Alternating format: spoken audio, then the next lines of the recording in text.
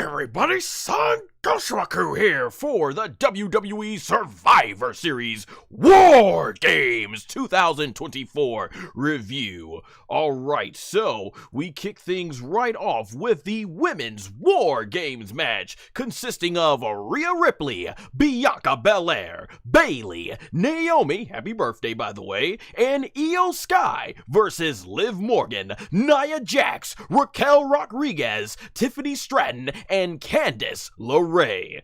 Alright, so, honestly, I gotta be honest, like many, I kind of felt this match should have been a traditional Survivor Series match, as I don't think WarGames was needed, but hey, you have Rhea Ripley, you have Liv Morgan, they certainly were the two women that, had the most beef going into this match versus, like, prior years, where there really wasn't a lot of, the prior 2 years, it was obviously Bianca Belair's feud with the Damage Control that made sense for these two war games. However, I can't really complain that much because there was a lot of great star power even if Jade Cargill wasn't involved. Alright, so basically Bayley and Nia Jax start off, and right off the bat I was like, good for you, Nia, because, I think Nia has done a tremendous job getting into the best shape that she's ever been in for her career. She's been putting on some of the best matches of her career, and for her to show that, hey, she can be an Iron Woman, which if you remember Nia Jax, when she long before, she came back to WWE, she had that one match where she ran the gauntlet, and man, I tell you what, in that match, she proved that she has the gas tank, but she's only gotten better. So props on Nia, just having improved so much compared to where she used to be. So her and Bayley start off the match. And then from there, Naomi, she ends up, she comes in with, Naomi comes in because Bianca had got the advantage for her team by defeating Nia on Monday Night Raw, thanks to Bayley. So from here, Nia Jax basically is just paying homage with the hip attack to one of her relatives, the late great Umaga, to Bayley, and it looked really cool because the hip attack she does from one ring and Bayley's head ends up going out of the ropes, and it looks like it almost hit the back of the steel platform that connects both of the rings. So that was really cool. And then as far as when we go back, we end up having Naomi.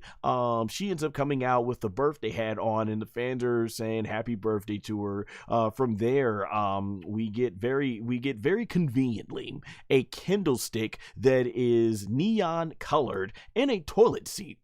Right, so they bring this into the ring, and eventually Naomi, she ends up placing the toilet seat. Well, they get Nia Jax down the corner, and then from there she ends up placing the toilet seat over Nia Jax's head, and then from there she ends up putting her butt in front of Naomi's face and starts doing the pull-up wedgie, and of course she pays homage to her father-in-law Rikishi, giving Nia Jax the stink face with the toilet seat over Nia's head. This sounds like some of that toilet humor comedy that was very well known for when it was Vince McMahon booking and everything, but hey, it's cool to see the Samoans and getting their homages and stuff like that and tributes in the matches. From there, Tiffany Stratton, she comes out next, and I never mentioned this in my previous reviews, so I don't know if it's just me, but I thought she was just being overly dramatic when she would run down with a briefcase, but now that she didn't have the briefcase in hand, it's like Tiffany Stratton does this really over-the-top run where she's just running everywhere, I'm not trying to say it's like it, but the closest I could think, you guys remember in Toy Story when Woody would run, he's like, his arms and legs are just going everywhere, he's like, oh, like that. She comes out running so dramatic, does Tiffany Stratton, but hey, it's gonna be even more awesome when she ends up coming in to cash that briefcase, which I got more to say about that later. When she gets in the ring, we have good ring awareness, so once again, giving more props for Nia Jax. There's a part where Nia Jax and Tiffany Stratton, they are doing this double team move. I believe it's on, I've forgotten in my notes who I wrote it on, but they're doing this double team move, but Nia clearly sees that if they do this with the table near them, Tiffany's gonna get her back clipped on the edge of that table, which could be absolutely devastating when you're landing on an uneven platform. So if you look very closely at the lower part of the screen, you can see Nia Jax's foot move it out of the way so that Tiffany can have a safe landing. Once again, great ring awareness and just more props to showing, you know, people who have been hating Nia Jax and thinking she didn't improve a lot and all that stuff in the ring. This just shows how much her in-ring IQ, being aware of her surroundings, has changed. So much props to Nia Jax. And then from there, Io Sky comes out and she of course gets a trash can that has been spray painted purple, where the very bottom of it though is spray painted yellow. Because of course we're gonna always have these trash can spots with Io Sky. And this time around she had like a little rope that she was able to put on her shoulder and she was able to climb up. So that was pretty cool. Let me get a sip of water here because there's a lot of action to keep up with this one.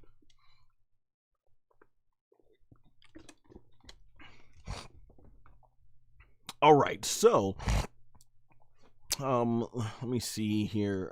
Excuse me, my allergies. So from here, let's see what we got.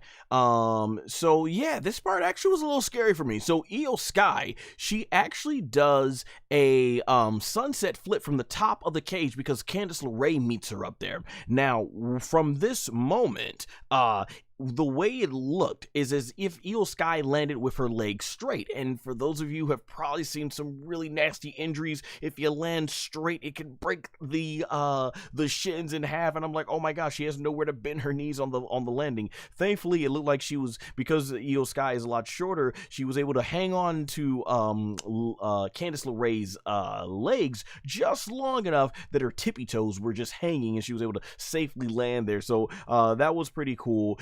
From there, we get some really athletic displays back and forth with Io and with Io Sky and Tiffany Stratton before Nia Jax absolutely wrecks her. Raquel Rodriguez is next to come out and she pulls out a table and gets a huge pop. And here's my thing about that. I've said it before in previous matches. The table gets such a huge reaction, a positive reaction, that it almost seems like you should only have the baby faces do that. But here you have the heel do it. And I'm like, I think it's kind of counterproductive. And she ends up letting the table, I think, just sit there anyways and goes in. So I'm not sure what they were doing with that. So from there, Raquel Rodriguez, when she gets in there, she then starts powerhousing all the baby faces along with Nia Jax. So the baby faces at this point, they just can't do anything. You got two powerful women in there just dominating, throwing the other ladies around. And from here, Rhea Ripley, which the fans were definitely excited to see, she ends up coming out. Actually, I think I may have did I actually think in my notes I forgot Bianca Belair? Yes, I did actually. Yeah, so after Candice LeRae, earlier in the match when Candice LeRae came out by cutting off, Candice LeRae cuts off Tiffany Stratton. And that was big because Tiffany Stratton, she has been seeing that it looks like Candice LeRae is trying to replace her by being like the right-hand woman of Nia Jax. So that was a really great part of the match. And Bianca Belair, she ends up coming next and she just throws more weapons like the fire extinguisher and tables and chairs in there. And that's where then we get to Tiffany came out. So I wanted to make sure I put that part in the match. I mentioned that. And Bianca, always awesome. You guys know I've been a huge fan of Bianca Belair. And then so when we get to Rhea Ripley coming out, she tries to take on Nia and Raquel, but to no avail. And even there's a weird spot where Io, she's about to, you see her on the right hand of the corner, she's trying to get in the ring with a steel chair because obviously, yeah, you want to help your partner, but then she looks like she has second thoughts. She thinks about it and she just puts the chair down, lays back down. And even Corey Graves on commentary had to mention that he could only imagine that, hey, Io is just basically thinking like she's better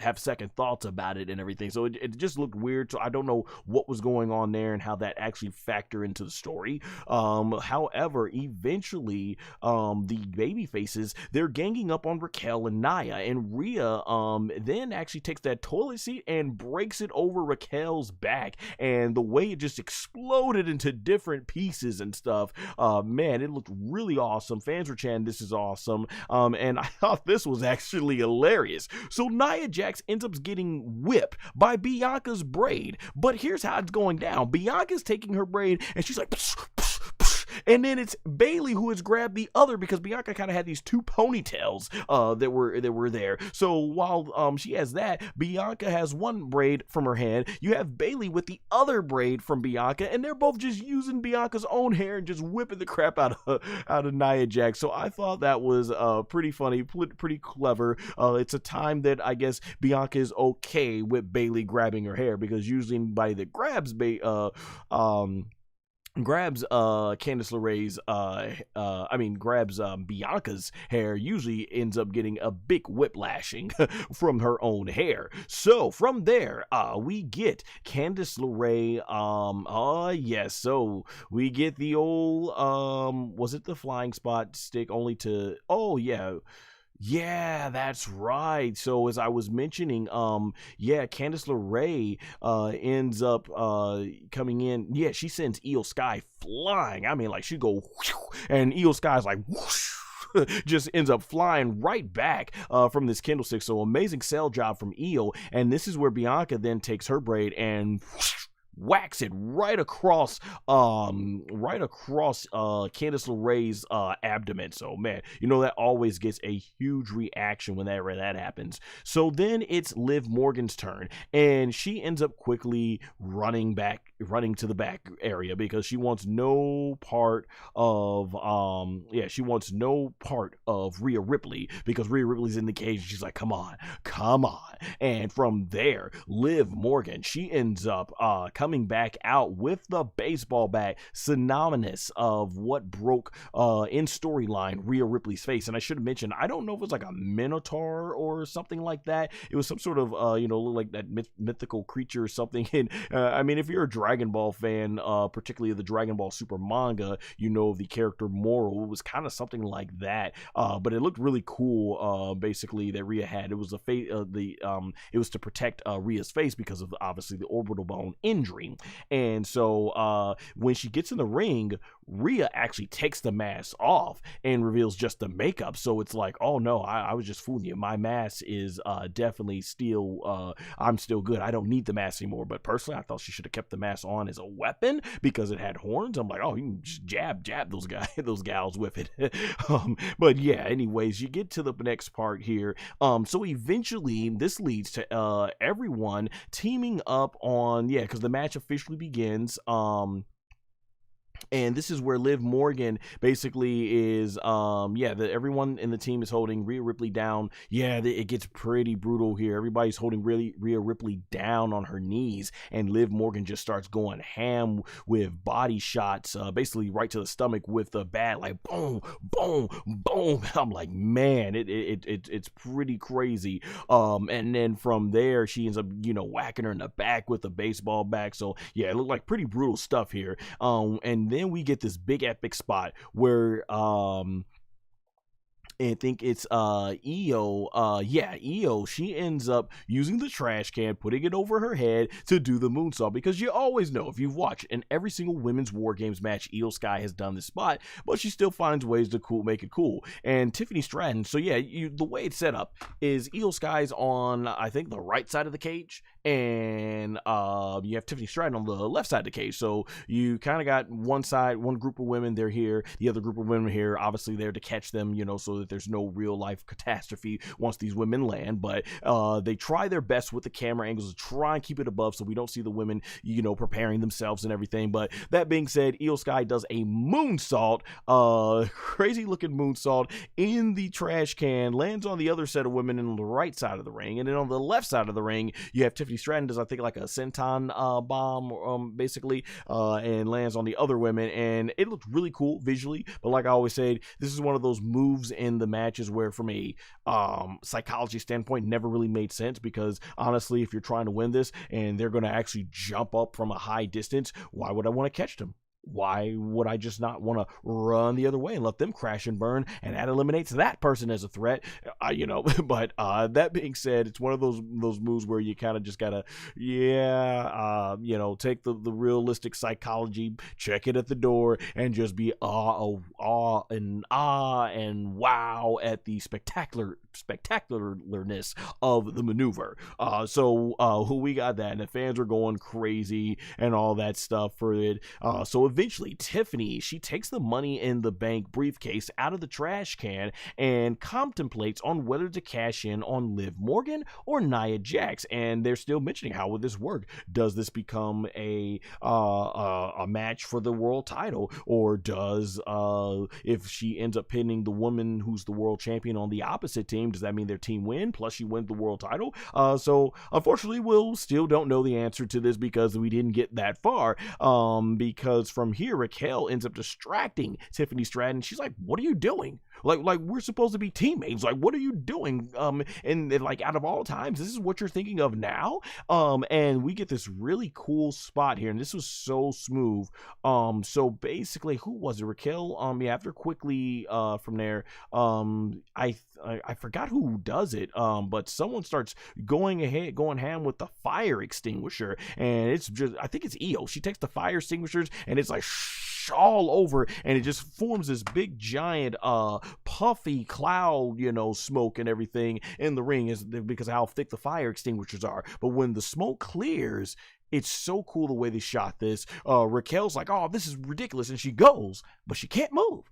And she realizes that she's been handcuffed to the ring by Rhea Ripley. And man, this is so smooth. Like I said, this was really awesome. So when all that smoky haze and everything, we didn't see that happening. So that was cool. I had to, like I said, that was a really clever spot that I didn't see coming, and it was really well played off. Especially too if Rhea had to do all that blinded basically in a big puff of smoke and everything. You basically only have to use your sense of your senses and everything of feel.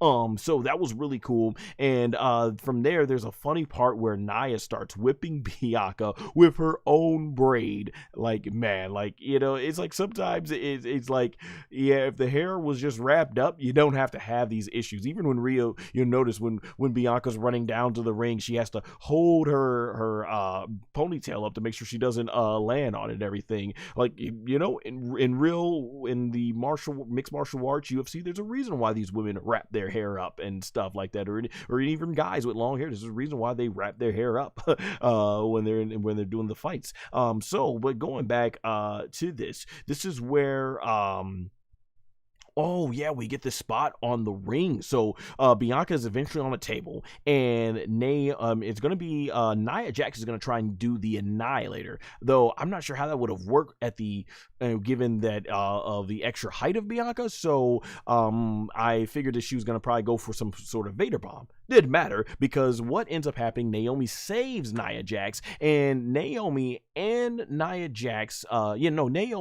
Bianca Belair, they both end up doing a double power bomb to Nia Jax through the table. I actually thought we were going to see Bianca Belair from the top rope go ahead, or like pick Nia up from the top rope and turn into a KOD through the table. Would have been awesome, but that's cool that they gave Naomi and Bianca Belair a lot of good shine here. And from there, we end up getting towards the end of the match, and this was a very, very cool looking finish. So basically what ends up happening, where you have Rhea and Liv Morgan, they're on the top of the rope, and Rhea Ripley, she ends up doing the riptide to Liv Morgan off the top rope onto the table, breaking the table with the riptide. 1, 2, 3.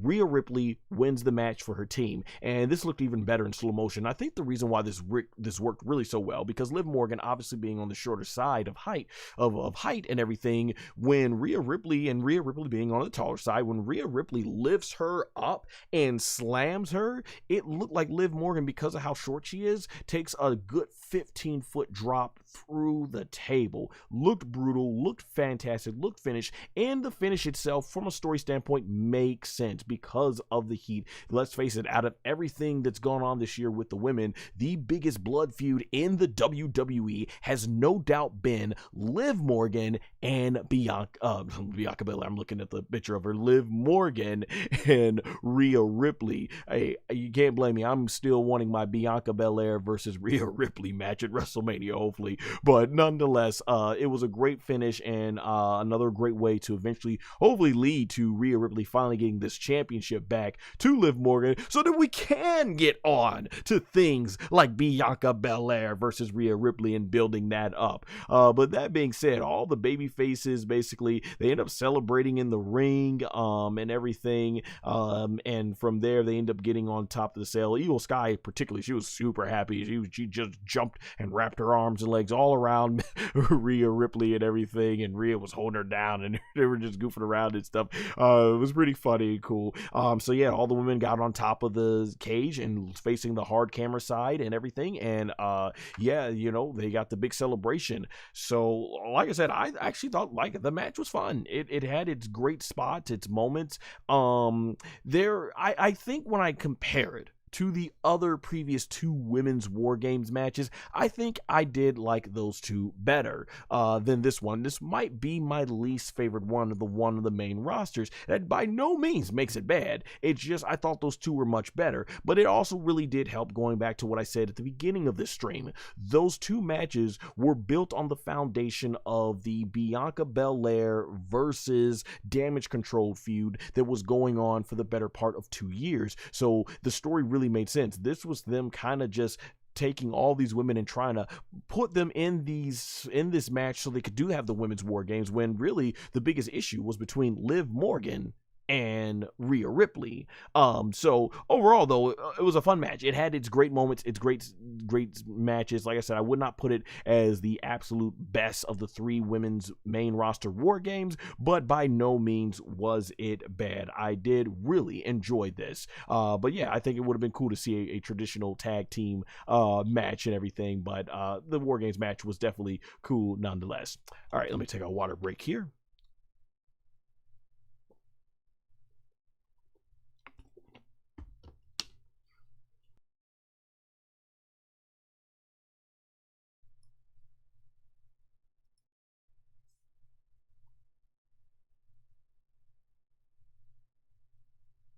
All right, we get to our next match for the WWE United States Championship. LA Knight, yeah, versus Shinsuke Nakamura.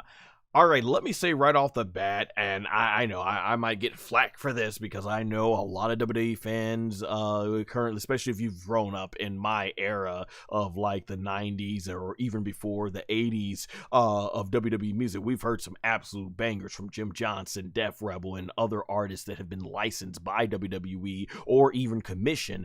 Yeah, Def Rebel definitely has not knocked it out of the park. I think they absolutely do have some bangers, but consistently their bangers are like far and few in between. This theme song that they've remixed for Shinsuke Nakamura, fantastic. I was always actually a bigger fan of the lyrical version of Nakamura's theme when he went heel. And the babyface theme obviously is cool. You know, dun, dun, dun, dun, dun, dun, you know, that was cool. This right here, it's like they gave the babyface theme a more sinister vibe, and I love the presentation. I think the whole presentation of Nakamura under Triple H's booking has been fantastic. I love the anime influence promo. Even this cool artwork promo, which reminded me, once again, being an anime, I think one of the coolest looking like artworks where it just looked like very eerie and spooky was from Dragon Ball Z. If you're a Dragon Ball fan, Dragon Ball Z Movie 1, Give Me Back My Gohan, which was dubbed as under the title Dead Zone here in America. And there's a really cool scene in that where the villain character Godlic Jr.'s father, I think it is his father, he's like this demon king and everything, and they have all these demons coming out, and it's like everybody's in this black silhouette, and it just looks really super eerie. That that's what these promos of Nakamura reminds me of, and I think it's fantastic. The only problem, while the presentation has been good, very much so, like in Vince McMahon's booking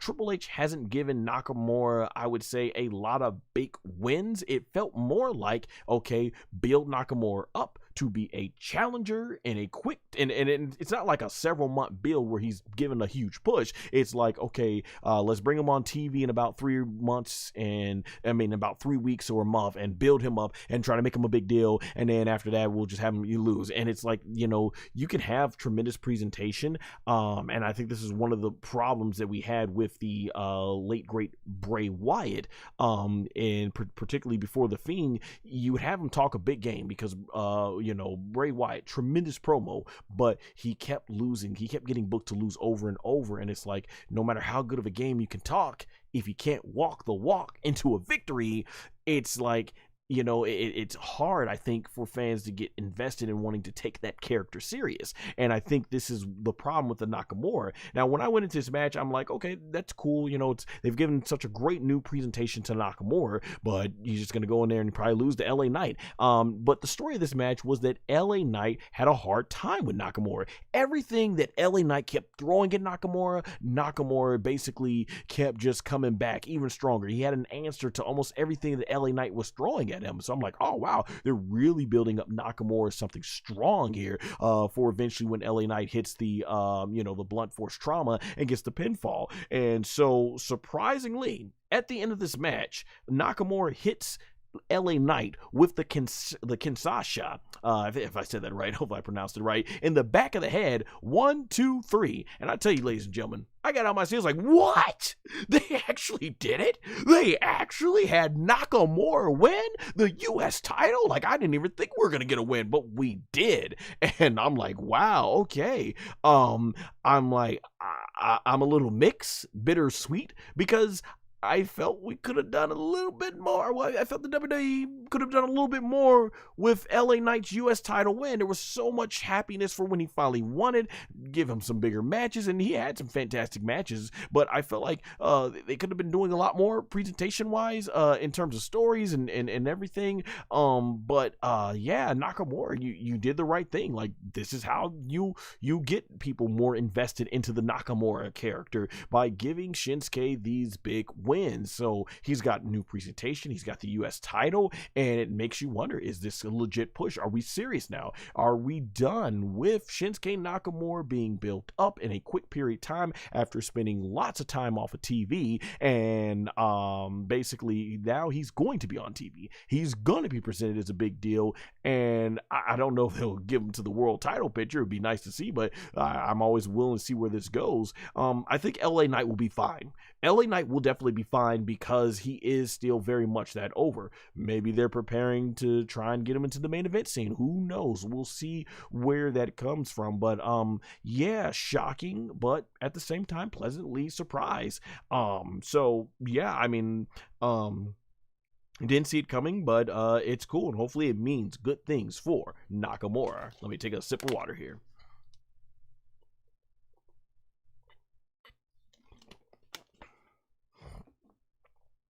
Oh, and by the way, yeah, I did enjoy the match and everything, but I'll probably say more about it specifically when I do my ranking review for this.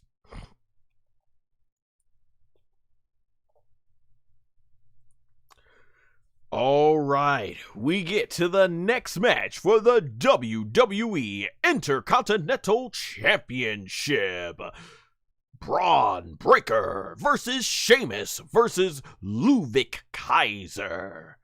Well, you just gotta look at the graphic and know that this was going to be a hard-hitting match, because oh man, did these boys show up and show out. My gosh, what a match. I mean, let's talk about Braun Breaker here. This man is a freaking heavyweight freak.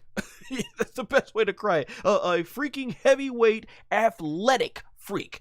Some of the things that he did in this match. At one point, he comes flying into the frame with a jumping clothesline right to Ludwig's head, and Ludwig's got to be tall, like he's got to be over 6 feet tall. I mean, man, he comes flying in a huge, quick distance, and Michael Cole, he put it at best on commentary. He said he was like a missile. Wow. Then at another point, Ludwig and Sheamus are battling near the announce table, so he jumps straight off of the off the apron and clears that whole area right past the announce table while being able to do like some sort of crossbody or clothesline onto Ludwig and Sheamus. And it's crazy. The man's athleticism is just that freakish for a heavyweight. My gosh, I really would like to see that with Goldberg's last match. I think Bron Breakker is the perfect person to retire Goldberg, because man, it really is, that explosiveness, that intensity. How fitting is it for one Goldberg, who was mostly known for that in his matches, to pass that down to Bron Breakker? I think that would be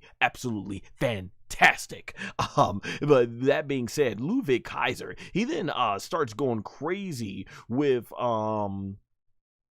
or did I get that right? The close. Oh no, actually, there was a cool, great moment where Ludwig Kaiser, he takes out Bron Breakker and he's celebrating near the guardrail because Sheamus was thrown over there, and like Ludwig basically is celebrating. Like Ludwig, he's like right here, and then Sheamus comes up from behind him, and he's like, boom, Grassman just starts doing the 10 beats and everything. So I thought that was pretty cool. And then Bron Breakker ends up getting in there, and he ends up getting the 10 beats and everything. So I thought that was pretty good. And then there was a close moment where they almost got me. They had me thinking for a moment that they might put the title on Sheamus for the IC title, because he's been talking about it. So Bron Breakker, he runs face first into a chair, and then he gets hit with the bro kick, only for Kaiser to yank the referee out right as the referee was about to count the 3. Man, it was close. And the way the audience was going, the way the commentary was going, I almost brought for a brief second, oh, are they going to do this and everything? So that was a good part. They got me to suspend my disbelief for that moment.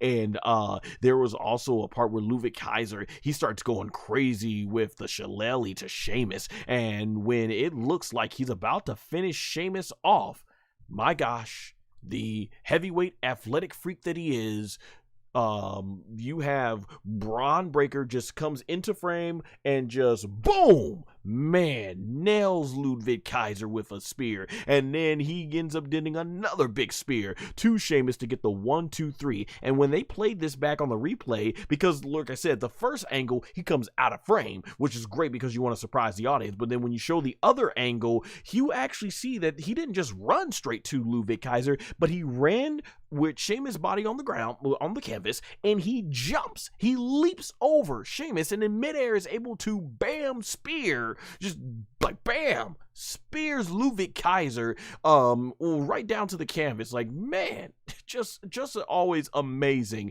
Overall, man, this was a fantastic triple threat match, and you just knew it was going to be. And I'm glad to see Sheamus, who is always putting on, as he says, banger after banger after banger, but he's doing it on Monday Night Raw. It's nice he got this big platform on PLE, and a big 4 PLE nonetheless. And Ludwig Kaiser, I mean, guy is no slouch at all. Fantastic matches that he puts on with Sheamus and then Bron Breakker. You just got 3 talented individuals in the ring, and man, did they absolutely deliver this triple threat match. Honestly, it was, to me, the best non-WarGames match on the card. So a little spoiler for where it might end up ranking in terms of my upcoming ranking video that I'm going to do for this event tomorrow. That being said, yeah, fantastic. All right, let me get another sip of water here, man.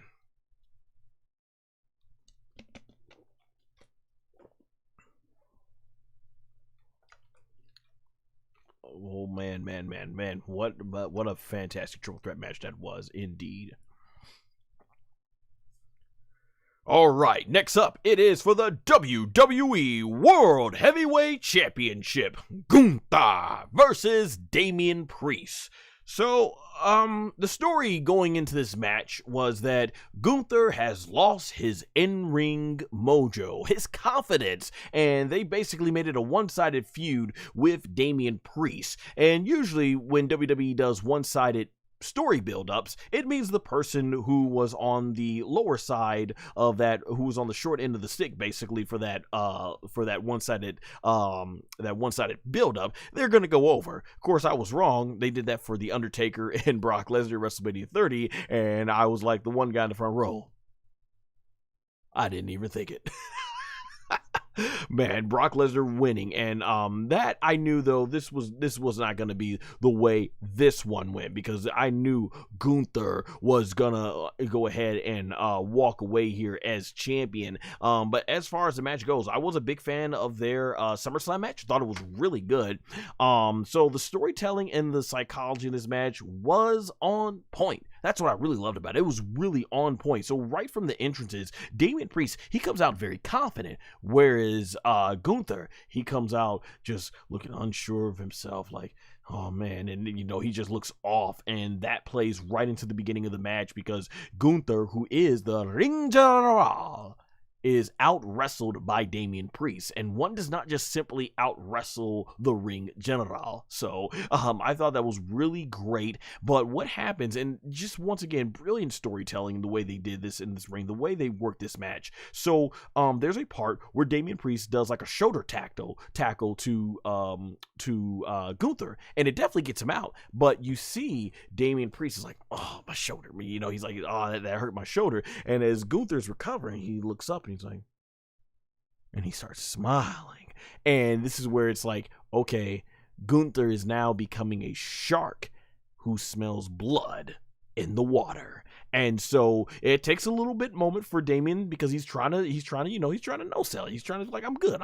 He's even telling the ref, I'm good. But there's one part where Gunther finally nails him in the shoulder, and Damian's like, and all that stuff. And that's where we see the confidence in Gunther comes back, and Gunther just starts going to work on Damian Priest's shoulder throughout the match. And I just loved it. I just love the storytelling, the psychology, everything that they put into this. Like, that was great. And from here, man, Gunther, the build up really, it was just really built up well with Gunther. Damian, let's see, what did I put here? But they do, the close up shots once again through, looking at my notes here, target. He targets the arm of Damian Priest throughout the match, and Damian Priest, he does make several comebacks throughout the match, but his shoulder fails him every time, and he's starting to get a lot of momentum, but Gunther keeps constantly targeting it. Eventually, Damian Priest, he does get some moves like the Razor's Edge, and he basically is able to get it, but it takes a lot out of his shoulder. There's even a part where he twice goes for the South of Heaven chokeslam, but he can't quite get him up. And I was kind of like, why don't you use your good arm? But he keeps using the bad arm, and then he powers through the pain, and he's able to do it. No, actually, I don't think he does. Gunther actually reverses it into a modified Kimura lock, and man, it looks like Damian Priest is about to tap out. He's thinking about it, but he ends up mastering the strength to do it, or mustering up the strength to do it. And he starts crawling, and he ends up getting to the ring apron, and then as you get to the ring rope, and grabs it. Now, as you get to the ending of the match. Well, first of all, let me say this, you'll hear a lot of fans when wrestlers make mistakes, you'll hear them yell, you effed up. And I don't even do that as a fan, just because, at the end of the day, these are human beings, and they put their blood, sweat, and tears as athletes and as performers into their ring work. So if something goes wrong, they're going to eat themselves up. So, as a fan, I don't do that. I don't like to do that, because, it's just adding insult to injury. Like, they're not perfect. No one among us, even as good as we all are at something when it comes to being, expert at it, we might even slip up. So nobody's perfect here. So But man, it takes on a whole new level when you hear it's a small minority of the fans, but I hear a small minority of fans. There's a spot where Damian Priest and Gunther they both fall off the ring, and there's Gunther, he falls into the canvas, and Damian Priest ends up falling to the ground, and he starts hurting both his shoulders, and they said, I think he injured the commentators saying, I think he injured the other shoulder, and you start hearing some fans in the background yell, you effed up, you effed up. But clearly it's part of the story. So it kind of makes you think, like, what does that say about you as a fan if you thought they effed up? And I realize when you're in the ring, when you're in the audience, things look a little bit different. Like when I was at SummerSlam 2023 last year, from our distance because of how far we were from the ring, you don't know, is Bianca Belair injured? It looks very convincing when you're just watching him in the ring, but then when you start seeing the cameraman in front of her and you realize they're taking their sweet time to get to the ring, you're like, okay, it's part of the story. So, but for them to go like, you effed up on a spot that was so clearly part of the story, it kind of makes you question, like, well, why even ask it in the first place? Yeah, but what if it was legit? Both guys slip and fall. You know what? These are experts.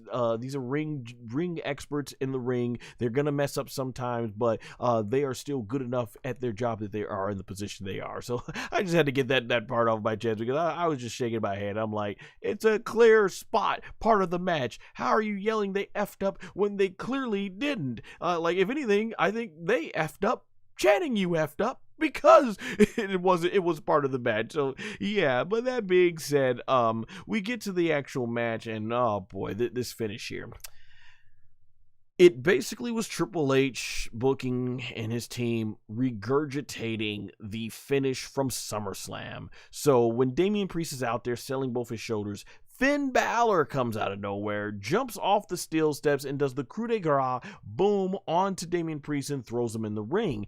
This is why the referee's back is turned and stuff. And Gunther, he sees this and he gets mad. He runs out and he basically attacks and takes care of Finn Balor because Gunther is the honorable heel. He's going to be a jerk. He's going to say horrible things. He's going to be overconfident and arrogant and cocky. But the one thing Gunther does is he wins his matches clean. And whether he loses or wins, he will shake your hand. So, that's the thing about him as a heel, which is so different than the presentation that you have with any other heel.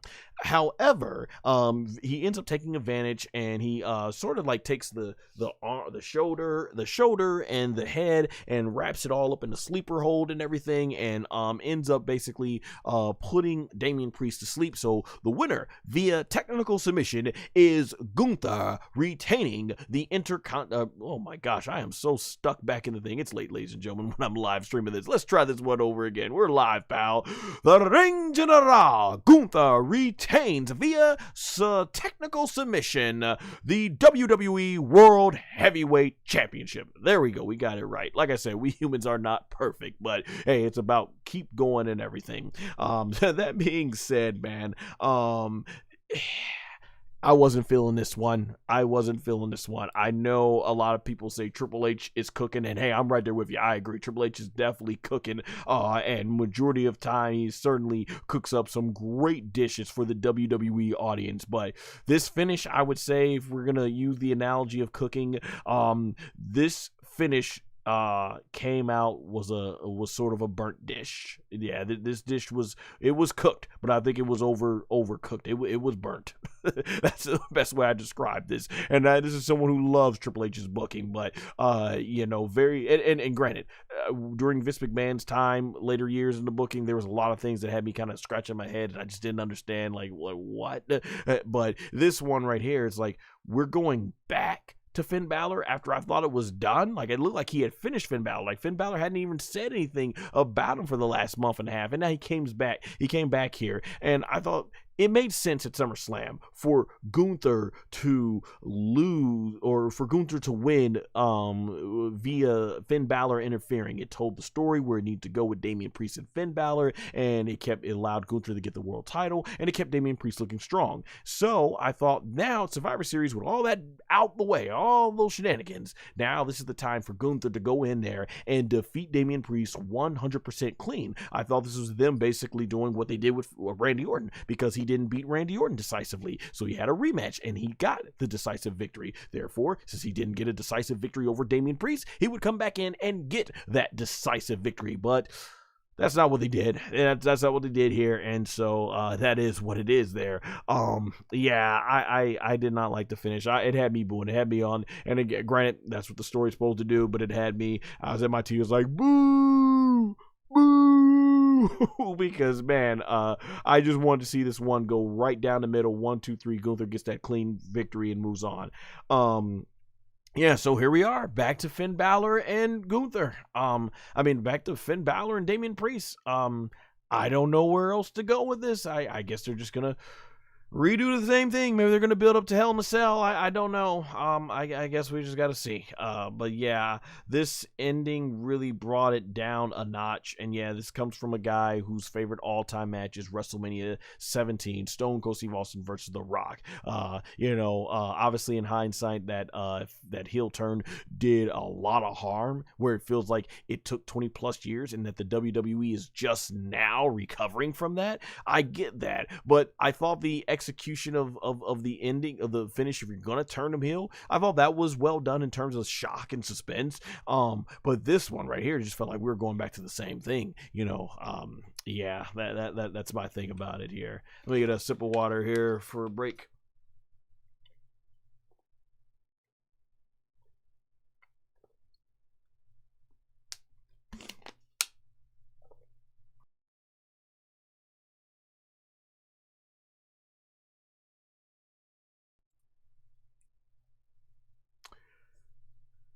All right, it is time for the main event, the men's WarGames match.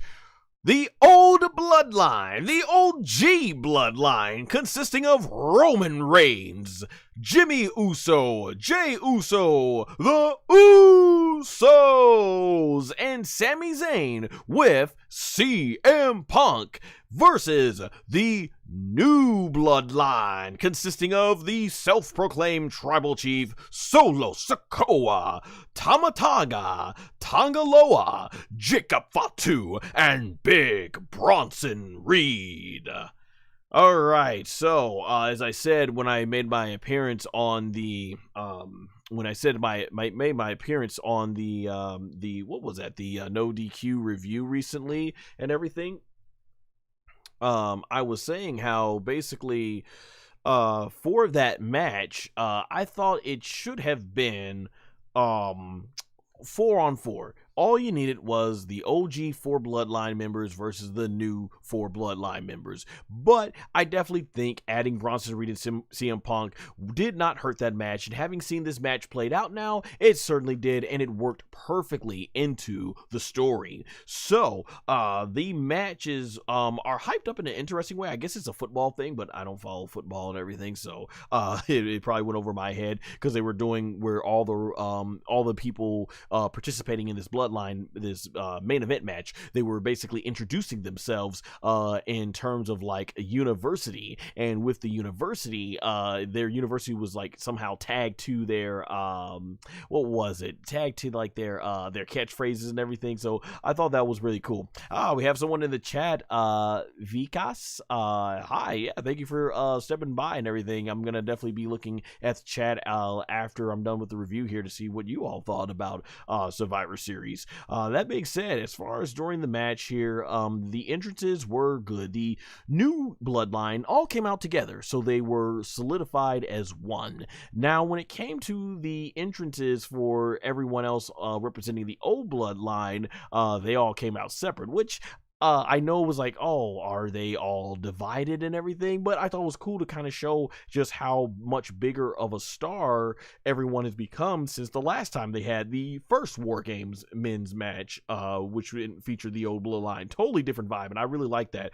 So first out, we end up getting Jimmy Uso. I think it was Jimmy Uso. Sami Zayn also came out to a huge ovation because, of course, they're in Canada, so that was really awesome. And then CM Punk came out, and I was like, oh, wow, third person. I'm like, oh, okay. And then Roman Reigns came out. I'm like, oh, wow, I thought he'd get the last entrance, and he came out. And, you know, there were big pops for both of them, but you kind of, it was like, oh, like, not that anticipation pop, like, yeah, CM Punk, yes, here goes Roman Reigns. It was like, oh, CM Punk's coming out right now. And it's like, oh, wow, Roman Reigns coming out right now.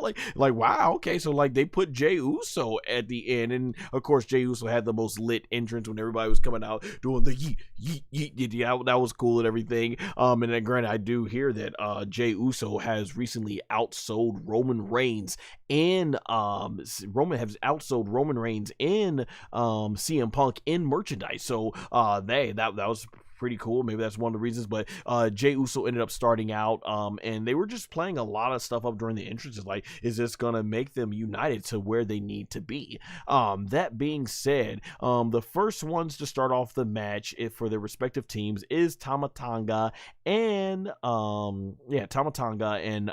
Jey Uso. Tama Tonga, he does this thing where he's like, yeah. I've seen memes on it about people comparing him to the old Looney Tunes character, the Tasmanian Devil. So it's like, I don't know. And Jey Uso gets in there, and I'm gonna be honest, this had to be for me the most awkward 5-minute opening portion of a WarGames match out of the ones that I've seen in WWE. I'm pretty sure the old school ones back in like the 80s and late 80s and early 90s were probably weren't even like this. But yeah, a lot of the first 5 minutes of this match is Tama Tonga just going like yeah, then getting on all fours, yeah, and then basically like yeah, and then meanwhile, Jey Uso is the one that's trying to, smack him in the face and actually try to do some wrestling moves. So it's like, this just went on for like 5 minutes. And it's like, it felt like Tama Tonga was just, was just stalling. If I had to express the first 5 minutes of this match, it was yeet and yeah, yeet, yeah. Like, oh man, so I was entertained by that. I don't know. I thought it was supposed to be more serious. So yeah, I wasn't too sure what was going on that. Oh, what is up? The man 0001, one of my best friends out there. He says Tama looked like Scooby-Doo. Yeah, yeah.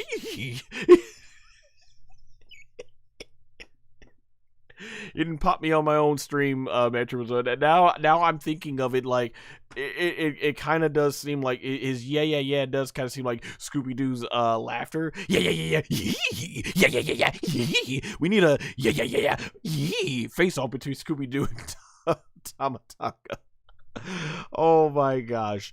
So yeah, we get to Tama. He after they do that whole exchange, things get more serious with Bronson Reed. He comes in basically all business, and despite Jey Uso's great effort throwing chairs at Bronson Reed, and I love that tension. Like, yeah, if this guy, if you got a big dude like that can move and is as conditioned as Bronson Reed, he just threw everything at the sun at him. So I thought it was cool until Bronson Reed smacked the chair, the third chair down, and everything, and he ends up from there basically getting double teamed. Jey Uso gets double teamed by Tama Tonga and and Bronson Reed, and even when they got Jey Uso down, once again Tama Tonga is going through the crowd just like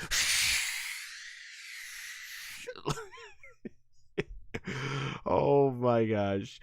So from there, we end up getting, and this is a great move on their part. I really like the strategicness of like, okay, how are we going to play our cards now? So from there, and let's see, we said Reed came out looking like the Tasmanian Devil.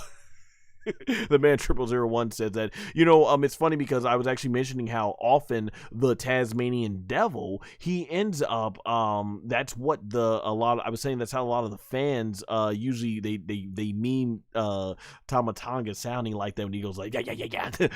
So yeah, from here, Jimmy, is next to come out with Jey, which is a great move because Jimmy and Jey, they, are they were the tag team, the Usos, and they come in there and they're doing all their classic moves, and this is what basically minimizes Tama and Bronson Reed. So that was a great play because who else has much better experience than working who has much better experience at working with them than Jimmy. So I thought that was a great move. And then in a surprising move, Solo, he sends out the Samoan werewolf Jacob Fatu. I did not think we were going to see Jacob Fatu this early in the match, and he really was the difference maker. And I was like, oh snap, if you had Jim Ross on commentary in his prime, he'd be like, by God, business has picked up. Like, my gosh, it would have been like, wow, man, like crazy. And from there, that's where we get Jacob Fatu. He comes in and he just wrecks house, man. He is there's a part, like, I think Solo, there's a part where Jimmy, was it Jey? Yeah, Jey does a super kick to him and he tanks it, and you just see Jey go like, oh, SHIT really loud. So that was great. And that's where Corey Grace has a funny line on commentary where he says, how does what does he say? He's saying that if that doesn't make you want to put down your weapons, then I don't know what will. Like, man, that's right, straight up right there. There was even one point where Jey Uso did that was the super kick. Yeah, he did that. So Jacob Fatu, he does this amazing thing where he like does a handstand, and he and while he's standing upside down on, just with his hands, he ends up with his feet kicks Jimmy Uso into the cage while standing on his hands. And then he turns it into a moonsault to Jey Uso. Incredible athleticism for his size. Absolutely incredible. Let me see. Jacob Fatu is a human cheat code. He's like an old SVR online cheat CAW. You're pretty much right there, man. 0001. I agree with what you said in there in the chat, man.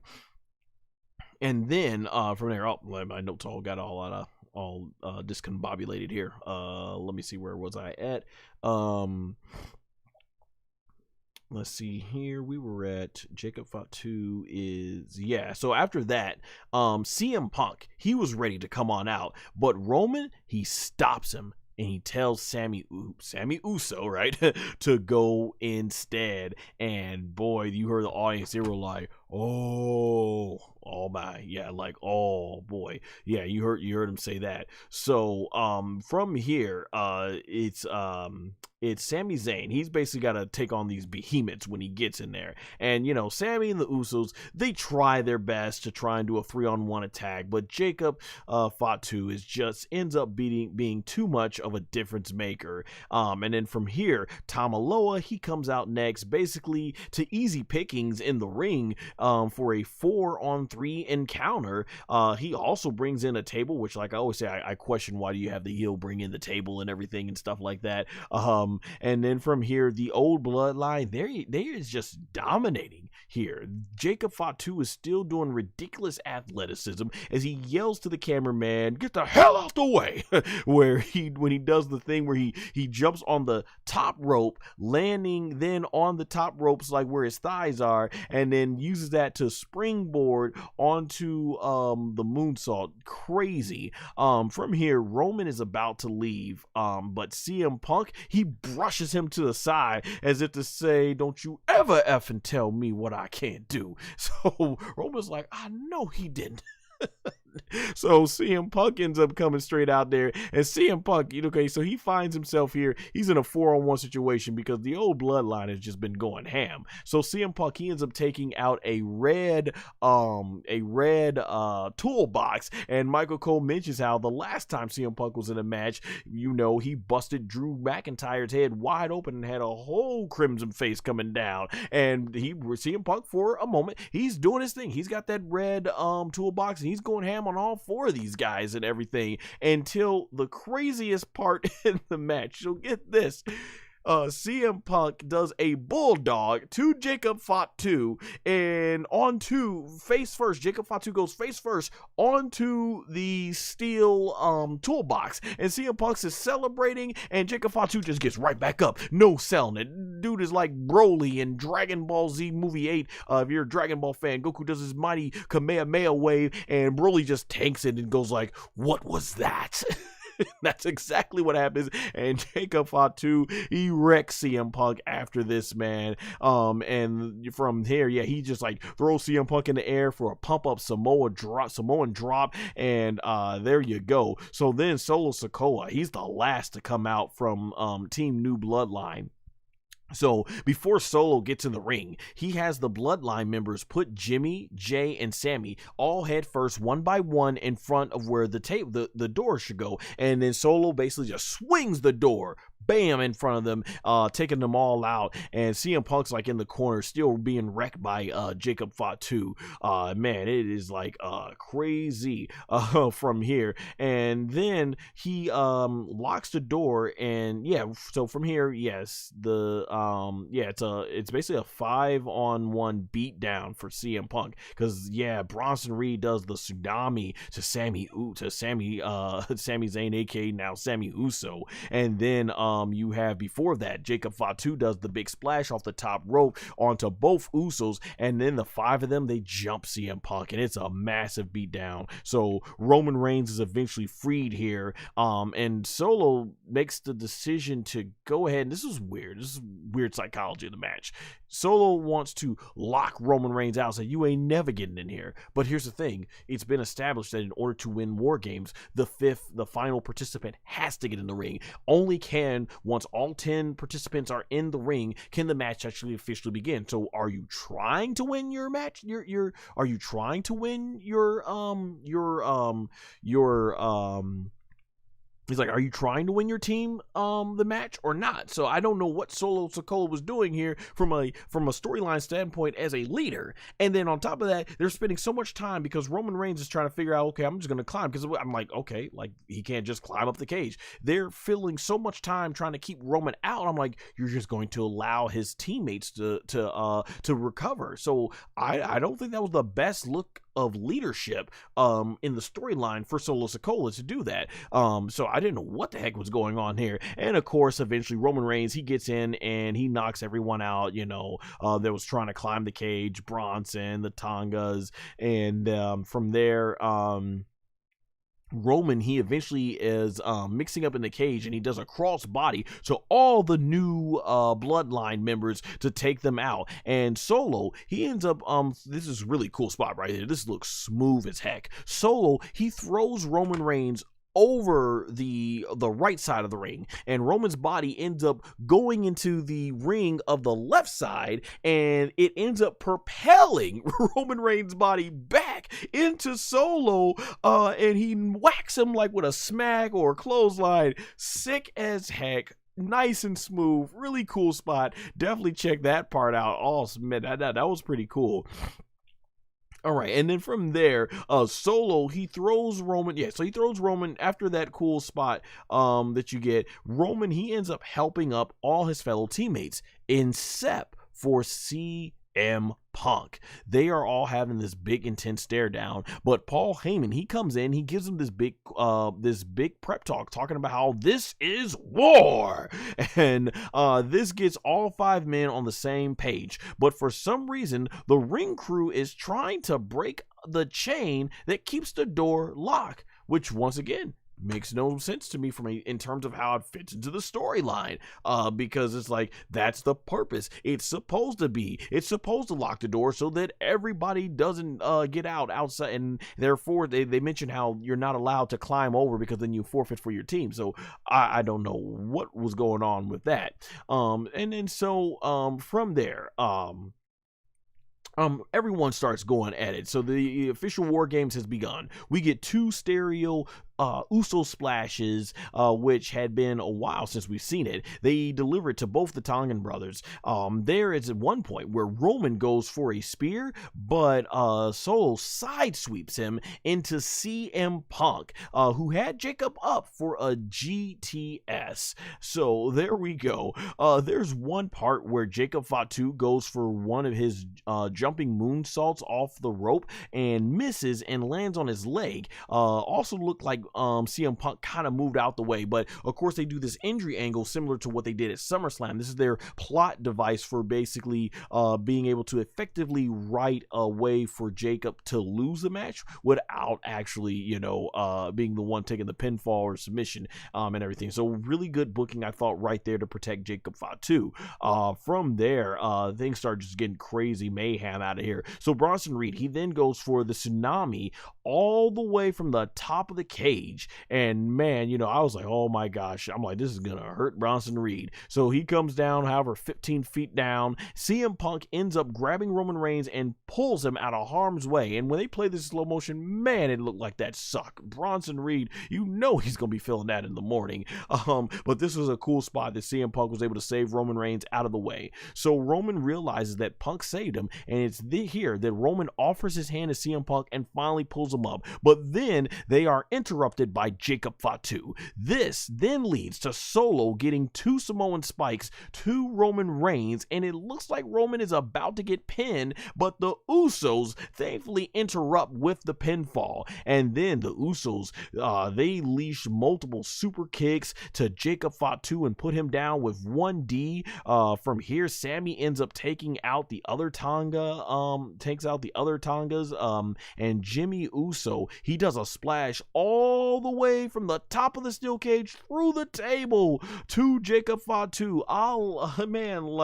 Like his father at Fully Loaded 2000 in a steel cage match against Val Venus. Perhaps one of the most underrated, awesome cage spots that never gets talked about, of how he walked right across and had nothing to be left to cushion his fall had he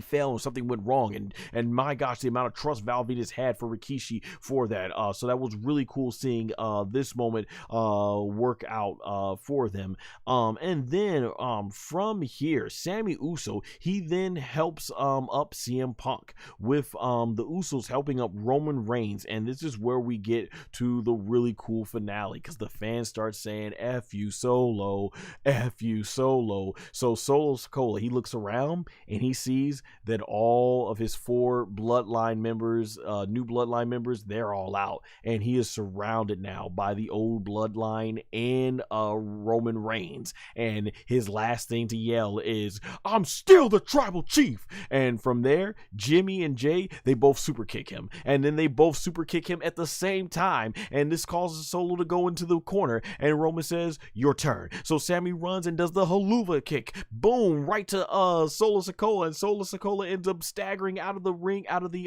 turnbuckle, and CM Punk picks him up, does the go to sleep GTS, right? And Solo, he ends up going into the ropes, and Roman Reigns, boom, hits the spear. 1, 2, 3. The old bloodline and CM Punk win. I loved it. Absolutely loved it, because I love how, especially like last time they were in the WarGames, it was about, is Sami loyal? But here they were united. And if you look at the way the match was structured, man, Roman Reigns, it's like let's be honest, for majority of this match, the team Old Bloodline got their butts kicked. The new bloodline, especially Jacob Fatu, they were kicking butt all through this match. But once Roman Reigns, the Usos, Sami Zayn, and CM Punk all got united, boom, they took these guys out, took Solo out. I love the ending. And then as the show was going off, we end up getting all 4 bloodline members, they embrace, and it's good to see, like, after all the bad blood, to see them all come together and embrace was fantastic. And then CM Punk and Roman Reigns come face to face, and Sammy's like, he helped us, we won because of him.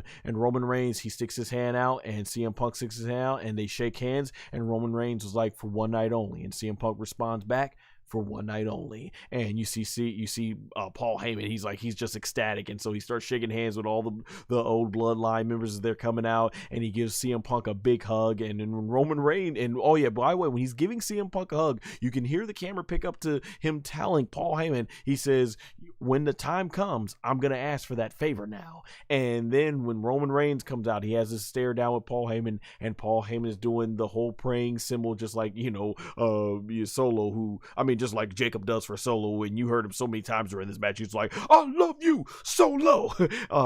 Just like Paul Heyman, I love you, my tribal chief, right? And Roman, he ends up going ahead and giving a pat to Paul Heyman on the hand, on his cheek, on his face and stuff like that. And so you see Paul Heyman, he goes ahead and he covers his mouth like, so that was pretty cool. And they all end up walking away up to the stage, and they do one last pose where they throw up the ones, and CM Punk, he's not a part of this, but he does the whole go to sleep pose that he does, and the show ends off. I was being on the lookout, trying to see, okay, we're going to see something that goes into the next story arc here, but nothing never happened. So they were just, making time, most likely to allow the editors to get the last footage that they needed to put together those musical recaps that they do at the end of every show. This was fantastic. Tremendous match, tremendous storytelling. Everything just clicked. It made so much sense. The only thing I probably didn't get was the whole Tama Tonga at the beginning going like yeah through the whole thing. But that's his thing. So it makes him unique compared to the other Bloodline members. But this was good from a story standpoint. This is what I'm thinking. As far as what's next, they gotta get rid of Solo. I mean, how can he be their tribal chief from a storyline standpoint? I mean, when you look at this match, the new bloodline, the Tongans, Tama Loa, Tama Tonga, Jacob Fatu, Bronson Reed, them four guys did their thing through this whole match. They were kicking the old bloodline through the butt all through this match. It's only when Solo got involved that the match kind of went downhill for them. He's up here trying to keep he's first of all, he's trying to prevent his team from even winning the match by trying to keep Roman out. And then, they ended up all getting distracted when they were trying to, when they should have been busy elsewhere, trying to win the match, trying to keep Roman out of the cage. And from there, once Roman and them all got, all of them, got him, they got all four of the other guys out. You had Solo, it came down to him, and Solo lost his team the match. So at this point, I just don't see. You might as well give it to Jacob Fatu. Jacob Fatu really helped carry the new bloodline through most of this match in terms of the way the story was booked. Solo, they might as well get rid of him. I mean, come on. Even all the other guys, think about it. Everybody else on this team, outside of Bronson Reed, has won champion. Bronson Reed's new, but before he got added, they've won championship gold. They've all won championship gold, and Solo Sikao has not. So at this point, I think they gotta X him as their tribal chief. And from a storyline standpoint, I'm still interested to see where this is gonna go once we get to once we end up getting to The Rock and everything. So I will say though, this is the ending of the arc for the for like old bloodline versus new bloodline. It was a fantastic way, and this wouldn't have been a bad way to end the bloodline story. But of course, we know there's going to be more to come. So let me see, get a little bit of sip of water here.